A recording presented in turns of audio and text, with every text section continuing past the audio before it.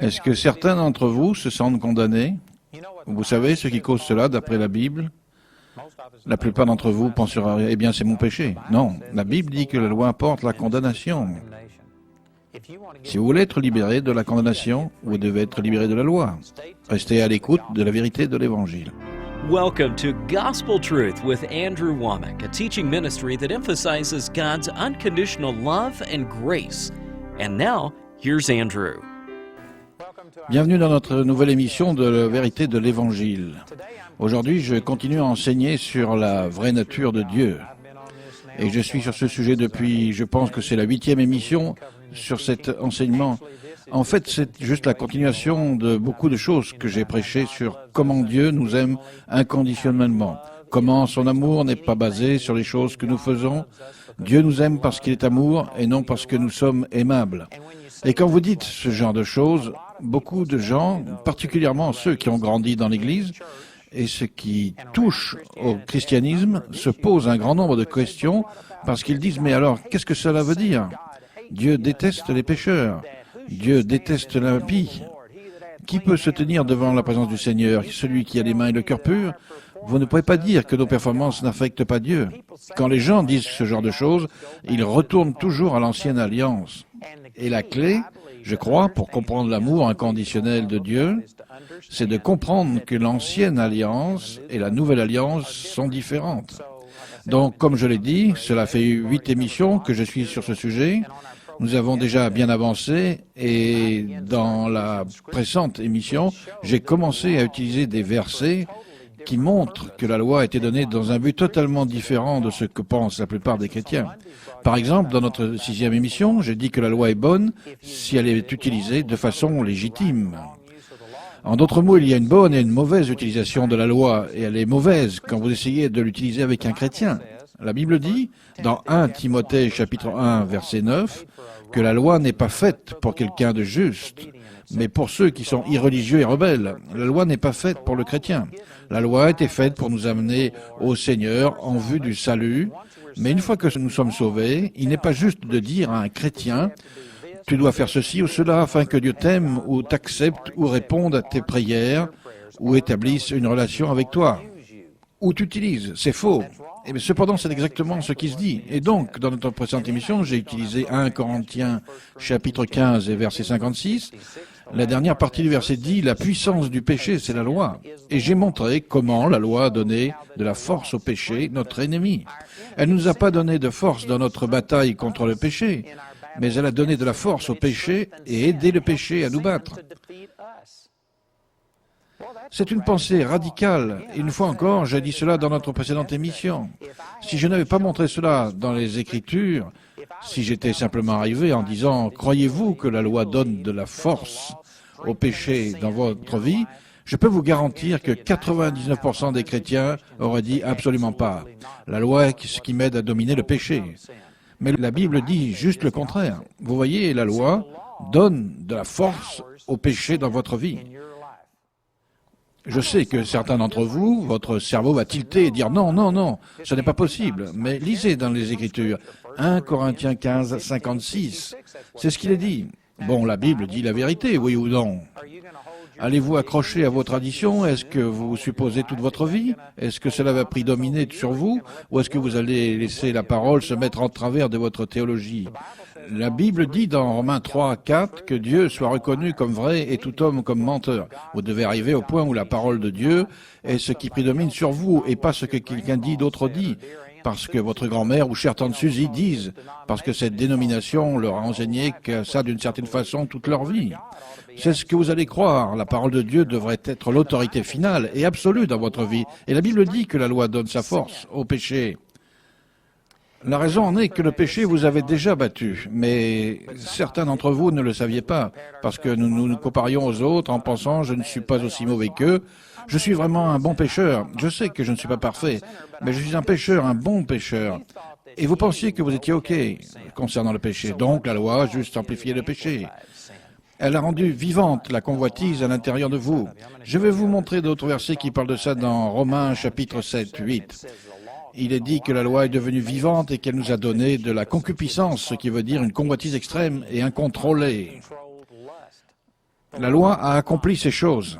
Voici l'autre verset qui montre ce que la loi a fait. 2 Corinthiens chapitre 3, verset 6. Il est dit, « Il nous a rendus capables d'être ministres d'une nouvelle alliance, non de la lettre. » Il parle de l'Ancien Testament, mais de l'Esprit. Car la lettre tue, la loi de l'Ancien Testament tue, mais l'Esprit vivifie.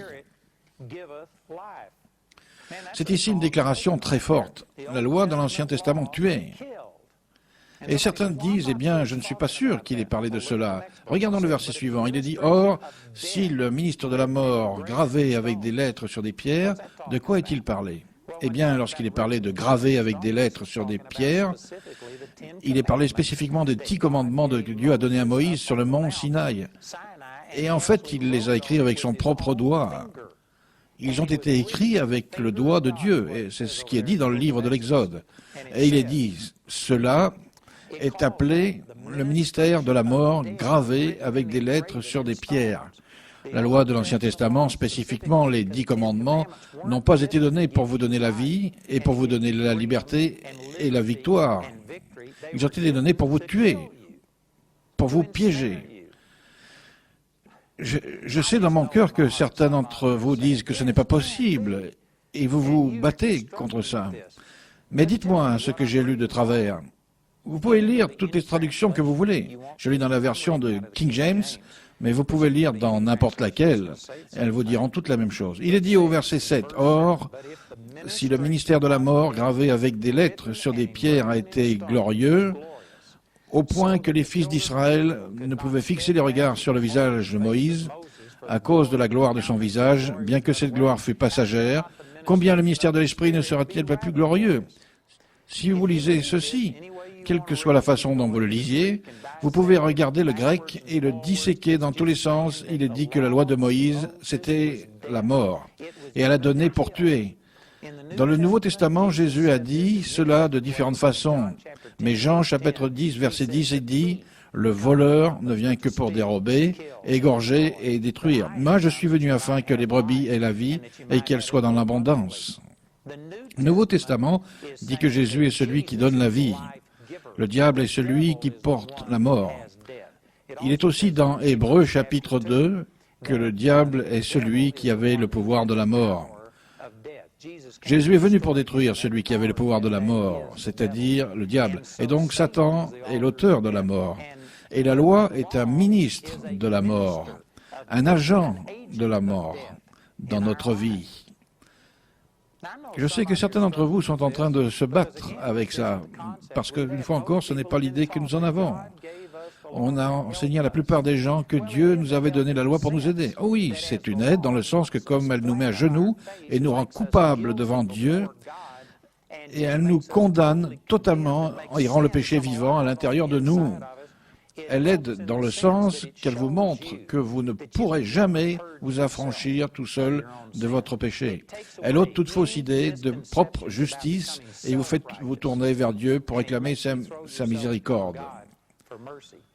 Donc, dans ce sens, c'est aidant si vous utilisez la loi dans ce but, pour montrer aux gens leurs besoins de Dieu.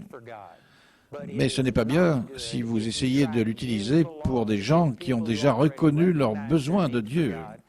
Ils ont déjà confessé Jésus comme leur Seigneur. Ils sont nés de nouveau et maintenant ils sont en règle aux yeux de Dieu. Ils sont censés reconnaître qu'ils sont justes aux yeux de Dieu et que la bonté de Dieu mène un croyant à la repentance. La loi ne nous montrant pas notre bonté, mais plutôt notre mauvais côté, notre nature pécheresse. La loi conduit les gens à en arriver là et à la conclusion qu'ils ont besoin de Dieu. Mais ensuite, dès qu'ils sont venus à Dieu, ils ne devraient plus être conduits à cette conclusion. Au lieu de cela, on devrait leur montrer ce qu'ils ont en Christ et nous devrions servir Dieu sous une nouvelle alliance.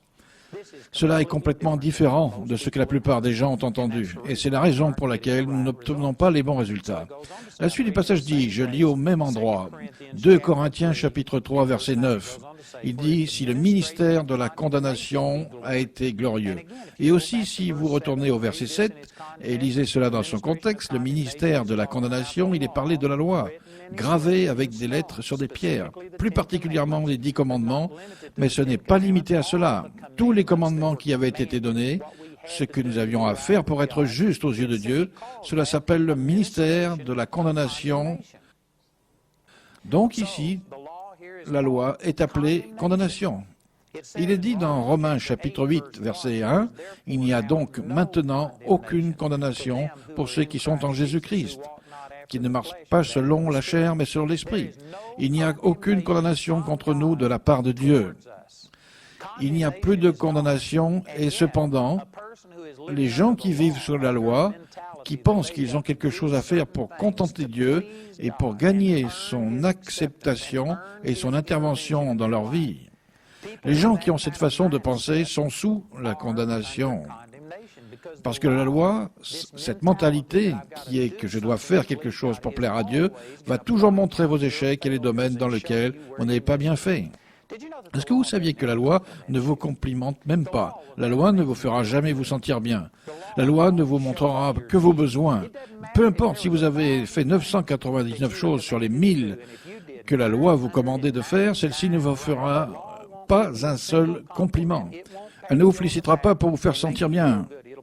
Elle pointera du doigt la chose que vous avez mal faite et vous montrera que vous l'avez ratée et que vous avez échoué. Vous êtes un perdant, ça ne marchera pas. C'est le ministère de la loi. Il est fait pour condamner. C'est ce que cela est dit. Et vous savez quoi? Ça marche.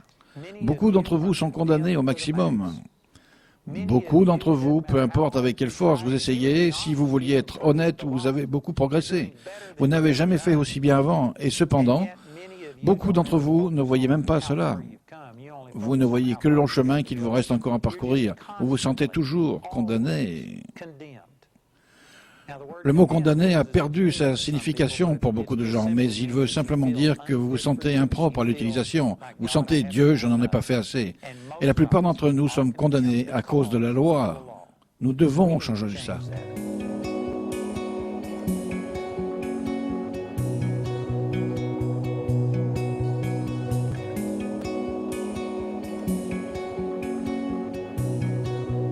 J'ai donc utilisé un verset dans 1 Timothée chapitre 1 qui dit que la loi est bonne pourvu qu'on en fasse un usage légitime, sachant bien que la loi n'est pas faite pour le juste. Il y a un bon usage de la loi, et ce bon usage est de montrer à un non-croyant son besoin de Dieu. Mais une fois que vous êtes croyant, c'est mal de gérer la loi à un chrétien. Nous ne devrions pas établir notre relation avec Dieu en nous basant sur nos performances. Et donc, nous avons utilisé ce verset, puis nous avons lu 1 Corinthiens 15, 56, qui dit « La puissance du péché, c'est la loi. La loi ne vous a pas donné de force, elle a donné de la force au péché, votre ennemi. » Puis nous avons lu 2 Corinthiens chapitre 3, verset 7, qui appelle la loi le ministère de la mort, puis le verset 9 l'appelle le ministère de la condamnation. Donc réfléchissez à ce que la Bible dit ici au sujet de la loi de l'Ancien Testament. La loi de l'Ancien Testament, 1 Corinthiens 15, 56, donne sa puissance au péché. La loi de l'Ancien Testament, 2 Corinthiens chapitre 3, verset 7, était le ministère de la mort. 2 Corinthiens 3, 9, c'était le ministère de la condamnation. Elle donnait sa puissance au péché. Elle vous tuait, elle vous condamnait. Et cependant, nous luttons tellement fort en disant « Oh non, je crois que nous sommes censés vivre par la loi.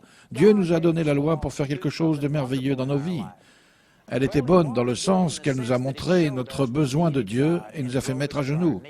Mais en dehors de cela, le ministère de la loi est de donner de la force au péché et de vous tuer, de vous condamner, et je lis plus loin, de rendre le péché vivant, pour faire abonder la convoitise, pour agrandir l'offense, pour simplement, en fait, détruire toute ambition de propre justice que vous auriez pu avoir. C'est la raison pour laquelle la loi a été donnée. Et si elle était utilisée dans ce but, ce serait super. Mais le problème est que l'Église a utilisé la loi comme si c'était une bonne chose pour dire aux gens qui sont déjà nés de nouveau combien Dieu est mécontent. Comment Dieu demande ça, et ça, et ça, et si vous n'avez pas la réponse à vos prières, c'est parce que vous avez fait mal ceci et mal fait cela, et c'est une mauvaise utilisation de la loi, et elle tue, elle condamne, et elle détruit les gens. La loi de l'Ancien Testament n'est pas pour le croyant du Nouveau Testament. Vous savez, il y a une bonne utilisation de la loi. J'ai déjà utilisé ce verset dans 1 Timothée chapitre 1. Laissez-moi vous donner un exemple que j'ai lu à propos de ces grands hommes de réveil. Vous savez, John Wesley, Charles Finney, George Whitefield, Chacun de ces gars, et particulièrement Charles Finney, il allait faire des réunions au cours desquelles il prêchait pendant 2 ou 3 jours de la même façon que je le fais aujourd'hui. Mais il pouvait aller dans des coins où il était resté 1 ou 2 ou 3 mois.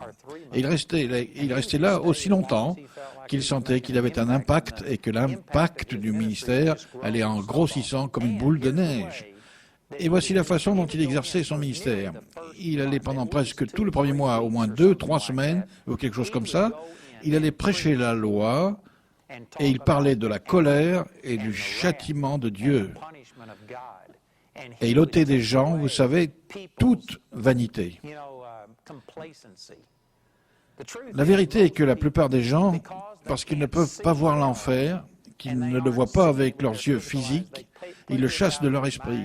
Ils oublient qu'un jour viendra où nous nous tiendrons devant Dieu et où nous nous serons jugés. Et ils regardent autour d'eux et se comparent simplement aux autres et ils pensent « Tout va bien pour moi, tout va bien pour vous, vous savez, ça va marcher ». Et nous nous berçons littéralement d'illusions. Et beaucoup de gens pensent simplement « Eh bien, vous savez, j'en ai en fait entendu des gens qui allaient dans la rue et qui disaient « Vous savez, êtes-vous quelqu'un de bon ?» Et la plupart des gens « Oh oui, je suis vraiment une bonne personne, relativement bonne. » Bon, eh bien, est-ce que vous allez aller au ciel? Oui, je pense que je vais aller au ciel. Et vous leur demandez pourquoi? Eh bien, parce que je suis quelqu'un de bon. Et vous voyez là, il est tromperie. Personne ne va au ciel parce qu'il est bon, parce qu'il le mérite. Nous sommes tous pécheurs. Chacun d'entre nous méritons l'enfer. Mais il y a des gens qui ne reconnaissent pas cela et ils se trompent eux-mêmes. Et vous savez ce que Charles Finney faisait?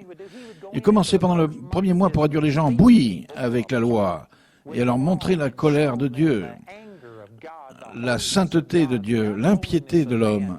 Et il les amenait à reconnaître que si Dieu n'avait pas pitié d'eux, ils étaient condamnés à l'enfer. Et ensuite, lorsque les gens avaient reconnu leurs besoins de Dieu, il prêchait la grâce de Dieu et leur disait « Dieu vous aime, en dépit du fait que vous avez péché et que vous êtes rendus impurs. Dieu vous aime et il veut intervenir dans votre vie. » Et là, les gens commençaient à naître de nouveau. Leur vie commençait à changer. Ils voyaient un grand réveil. Et vous voyez, je considère cela comme un bon usage de la loi. Maintenant, je ne suis pas sûr que je ferai exactement de cette façon, mais je comprends la logique. Je comprends que ce qu'il faisait avant tout, c'était de retirer tout espoir de propre justice au travers de la loi. C'était le but de la loi. Vous condamner et vous rendre coupable, d'apporter la mort, d'apporter la condamnation, de donner de la force au péché dans votre vie. Quand vous en arrivez là, vous réalisez que le péché vous a battu et que vous ne pouvez gagner avec votre propre, vous ne pouvez le surmonter. Et vous vous trouvez en position de dire « Dieu, je suis un pécheur, aie pitié de moi ». Mais vous voyez, vous avez besoin d'en arriver à reconnaître que vous avez besoin de Dieu. Et c'est dans ce but que la loi a été donnée. Et c'est dans ce but que la majorité de l'Ancien Testament a été donnée, pour vous montrer la sainteté de Dieu, l'impiété de l'homme, pour vous montrer que Dieu, dans sa façon de traiter avec l'homme, ne tolérait pas le péché comme il le punissait, comment il faisait cela, et la logique derrière cela était de vous désespérer. Vous voyez et entendez des histoires sur des gens qui étaient bien meilleurs que nous, et cependant ils étaient rejetés par Dieu. Vous voyez également dans la Bible des histoires de gens qui étaient bien pires que nous et qui étaient acceptés par Dieu. Et le message est là, si vous voulez le voir. C'est que Dieu nous aime en dépit de qui nous sommes et pas à cause de ce que nous sommes. Et la loi a été faite pour amplifier ce que nous ne sommes pas, afin que nous n'essayions pas d'approcher Dieu en nous basant sur notre propre bonté, mais que nous nous tournions vers Dieu en lui demandant sa miséricorde. C'est la propos de la loi, et c'est tout ce que les Écritures que je souligne disent. Ce n'est pas que la religion dit. La plupart des gens pensent que la loi est merveilleuse pour nous aider à surmonter le péché, pour vous montrer de A à Z tout ce que vous devez faire pour être en règle avec Dieu. Non, elle vous montre de A à Z tout ce que vous devez faire pour être en règle avec Dieu, afin que vous reconnaissiez que la liste est bien plus longue que tout ce que chacun d'entre nous, nous sommes capables d'accomplir, afin que vous disiez Dieu, si c'est ça, aie pitié du pécheur que je suis. Vous savez, mon ami Dave Duell raconte une petite histoire, une blague à propos de ceci, au sujet d'un gars qui meurt et va au ciel, et quand il arrive aux portes du paradis, un ange dit « Eh bien, comment t'appelles-tu » Il lui donne son nom, il dit « D'accord ». pourquoi mérites-tu d'entrer ici? Eh bien, il dit, je suis vraiment quelqu'un de bon. Et l'ange dit, d'accord, pour pouvoir entrer au paradis, il te faut 100 points. Et le gars pense, ok, ça devrait être facile. Je suis quelqu'un de très bien. Il dit donc, je suis allé à l'église à chaque fois que les portes étaient ouvertes. J'ai l'Oscar de la présence. J'étais vraiment assidu pour aller à l'église. Et l'ange dit, ok, ça vaut un demi-point. Et le gars dit, un demi-point? Et il dit, j'ai donné mes dîmes. À chaque fois, j'ai été fidèle dans le fait de donner mes dîmes. Et il dit, d'accord, ça vaut 1 point, et ça te fait un total de 1,5. Et il dit, j'ai été fidèle à ma femme. Je n'ai jamais commis l'adultère, je ne l'ai jamais trompé, je n'ai jamais désiré quelqu'un d'autre. J'ai été entièrement fidèle. Il dit, ça vaut 2 points. Félicitations, tu as 3,5 points. Et le gars, au bout d'un moment, il arrive à 5 points. Il avait énuméré toutes les bonnes choses qu'il avait faites et il lui en fallait encore 95 points. Et finalement, cet homme dit, si c'est ce qui est demandé, si je dois avoir 100 points, je n'y arriverai jamais. Je dois supplier Dieu de m'accorder sa miséricorde. Dieu ait pitié du pécheur que je suis. Et l'ange dit, bingo, amen, entre. Et vous voyez, c'était ce que la loi avait pour but, vous montrer un standard si haut qu'il est impossible de vous sauver vous-même et que vous n'aviez plus qu'à dire, si c'est ce que Dieu demande, Seigneur, aie pitié de moi. Et c'était là le propos de la loi. Et c'est une des plus grandes tromperies que Satan a utilisées pour convaincre les gens que la loi et tous ses commandements avaient été donnés pour vous aider à dominer le péché. La loi a été donnée pour aider le péché à vous dominer. Je sais que ce sont des déclarations radicales, mais je vous cite les Écritures. Je ne sais pas comment, si on croit dans la Bible, on peut contester cela. Mais le problème est que la plupart des gens ne laissent pas la Bible se mettre en travers de leur théologie. La Bible n'a que peu d'influence sur la théologie de la plupart des gens. Si c'est comme ça pour vous, vous savez quoi, il faut que vous changiez. Regardez quelques autres passages ici. Chapitre 3, Romains, chapitre 3 et verset... Bon, tout le chapitre de Romains, chapitre 3, montre l'universalité de le péché, que nous avons tous péché et sommes privés de la gloire de Dieu. Mais plus particulièrement, regardez dans Romains chapitre 3, verset 19. Il est dit, « Or, nous savons que tout ce qui dit la loi, elle le dit à ceux qui sont sous la loi, afin que toute bouche soit fermée et que tout le monde soit reconnu coupable devant Dieu. » Une fois encore, voici quelques points ou propos de la loi de l'Ancien Testament. Elle a été donnée pour fermer votre bouche, pour enlever vos excuses, toutes les raisons pour lesquelles vous justifiez votre façon d'être. Vous savez, aujourd'hui, plus personne n'est responsable de quoi que ce soit. La raison pour laquelle vous êtes un triple meurtrier et un violeur et que vous n'avez pas eu de gâteau d'anniversaire pour vos 3 ans, c'est de la faute de vos parents. Vous savez, quand vous vous tiendrez devant Dieu, la loi fermera votre bouche et vous n'aurez pas d'excuses. Et il est dit qu'elle vous rendra coupable devant Dieu. C'est là le but de la loi, vous rendre coupable, afin de fermer votre bouche. 2 Corinthiens chapitre 8, versets 7 et 9 dit qu'elle vous tue. C'est le mystère de la condamnation. 1 Corinthiens 15, 56. Elle donne de la force au péché. Il y a 5 effets négatifs de la loi, totalement différents de ce que la plupart des gens comprennent. Mais c'est absolument vrai selon les Écritures.